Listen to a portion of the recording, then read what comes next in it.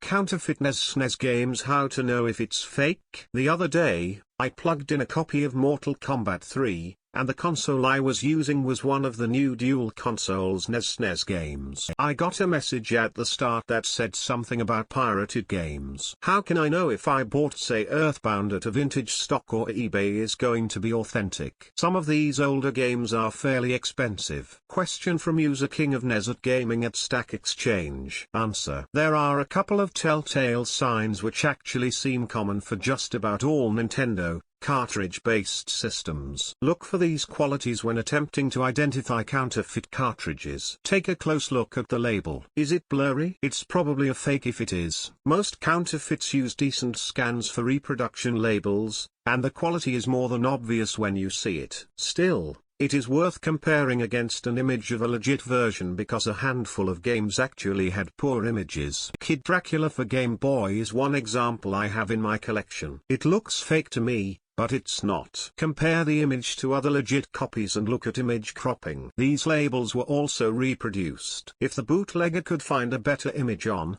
say, a poster, they would take it and then crop it into a similar graphic overlay for all of the traditional SNES and Nintendo seal of quality. Notes: if the cropping of the image is off, it's a bootleg. If it's a Nintendo cartridge, check the labels for an impressed stamp. You should see at least 2 digits pressed into the caution label on the back. If the cart doesn't have a caution label like the handheld games, then it's pressed on the front label. This is a QA stamp so that if there are any problems when a game is released to the public, Nintendo can identify the manufacturing source from within their assembly factories. This stamp is not on bootlegs, and I've never seen a legit Nintendo cartridge pre-D0 without them. If you are not buying it online, feel the plastic texture. It should feel different. When you feel it, you will know. Personally, I think some bootlegs often feel a little like worn sandpaper, slightly grittier than the standard texture. This is because most bootleg cases come from a mold that was made from original cartridge shell. The roughness in texture comes from the nature of making a duplicate from an original. Are the corners of the labels rounded or square? Legit labels are rounded on the corners, where square corners are certainly fake. Does the cart feel heavier than most, or another game of the same type? Some of the earlier bootlegs used cheap EEPROM chips and they are thicker and noticeably heavier. The games often feel a little thicker too,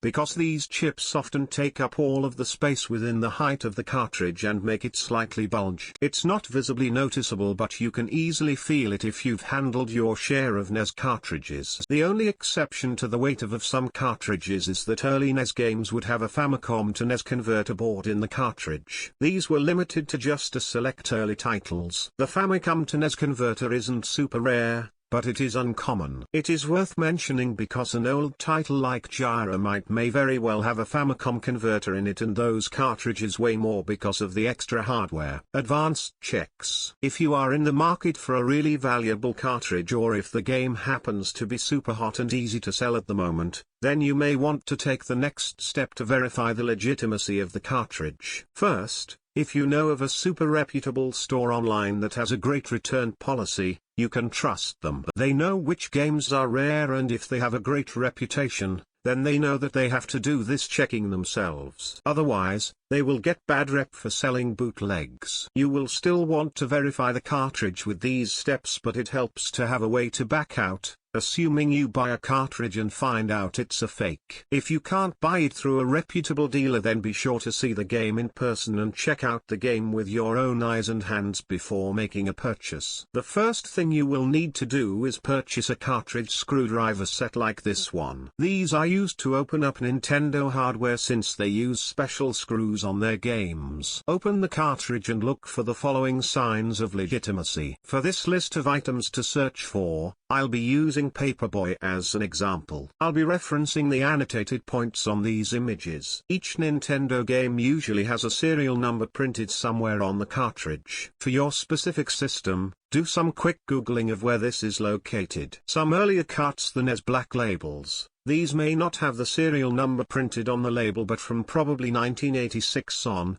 All Nintendo games should have these serial numbers. For our example, C1 in the first image. Regardless, the serial numbers can be easily found online for any specific game. This serial number should be partially printed on the chip that holds the ROM data. It is laser etched on the chip after the game is flashed to the ROM chips. In my example, see the two annotations. On these flash chips, you see NES-Pi 0. Note, on the front of the game, the serial number was NES-Pi USA. The reason is because the NES is the system identifier, the Pi is the game identifier, and the USA is the region identifier. For the sake of the chip in the cartridge, all that is needed is the system ID, the game ID, and the 0, which represents the revision. Regardless, if the game identifier e.g., the Pi is correct, then the chip is legitimate. If this is not etched on the chip,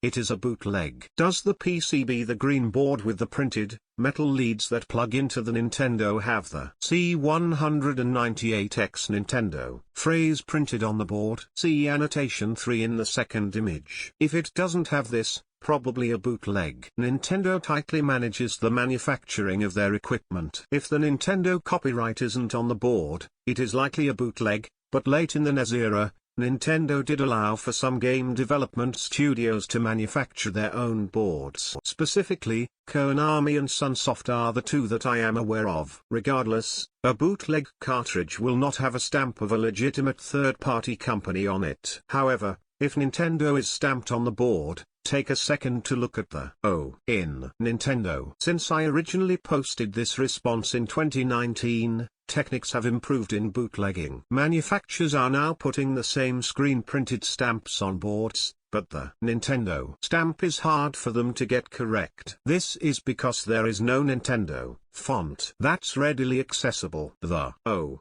has a very specific pill shape to it. If that pill shape does not look like a proper Nintendo logo, it is a bootleg. Some games counterfeiters have actually found ways to copy the PCBs and have printed the Nintendo copyright phrase on the PCB. I've only heard of this on certain Game Boy Color games. However, these were easily identified because the ROM chips were blank, with no etching. As such, other collectors have also started checking the PCB copyright date. Apparently, a bootlegger took the time to make an exceptional PCB, but didn't realize that they were making games that were manufactured before the date on the PCB. This wouldn't be possible because the PCBs are created long before any games are flashed to the chips that are later soldered to the boards. A date that is earlier on a PCB than a date printed on a ROM, or dated after the release of a game, is a certain problem. Believe it or not, counterfeiting of games has been going on for a long time, and with many games crossing the $1,000 threshold, counterfeiting is becoming more and more common. If you can follow my checklist, you're doing better than 99.9% of most collectors and shouldn't have any trouble. Of course,